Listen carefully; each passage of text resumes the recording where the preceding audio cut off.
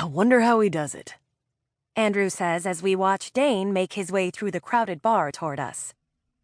You mean manage to attract every female within a 50-mile radius?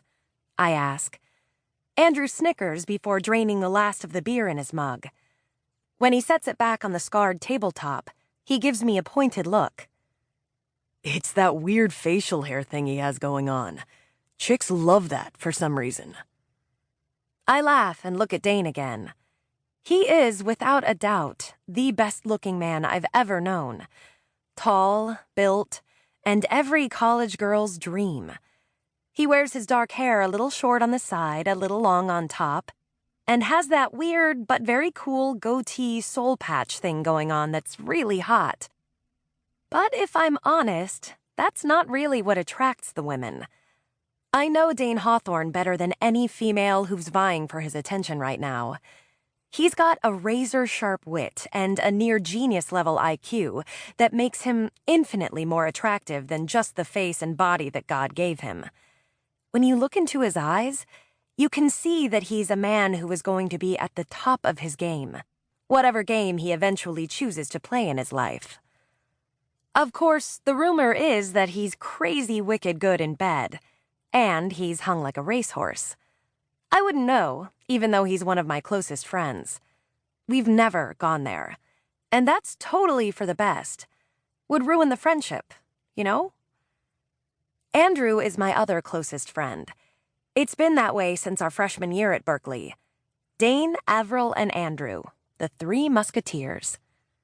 Dane shoulders his way through a throng of starry-eyed women, easily carrying 3 draft beers in his large hands.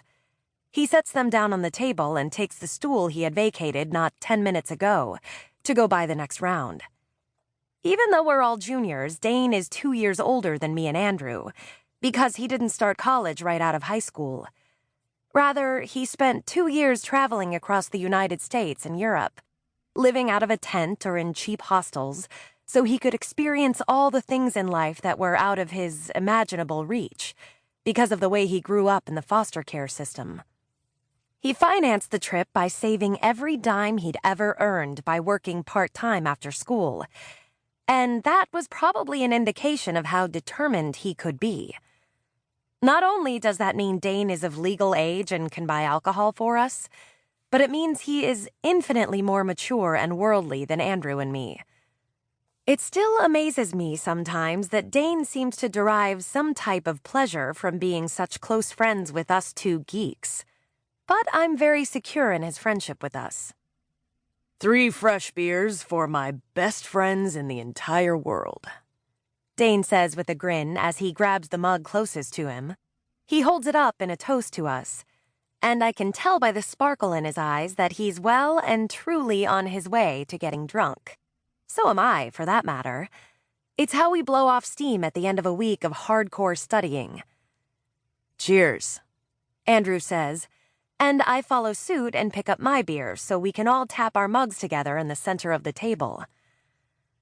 Any idea which woman you're going to take home tonight? Andrew asks Dane before taking a large slug of his beer. Dane turns and lets his eyes scan around the crowded bar. He looks bored and unenthused, but Andrew and I both know he'll bring home one of the women in here.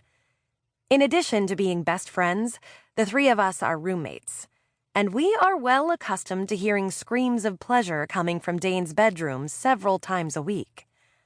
It used to embarrass me, coming from a pretty conservative Midwest upbringing, but now I just ignore it.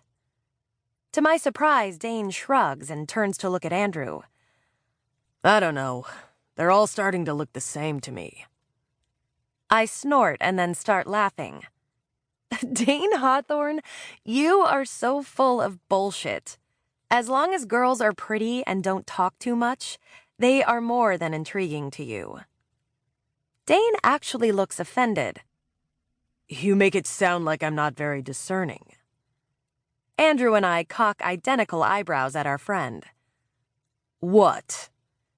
Dane grouses as his gaze flicks between the 2 of us.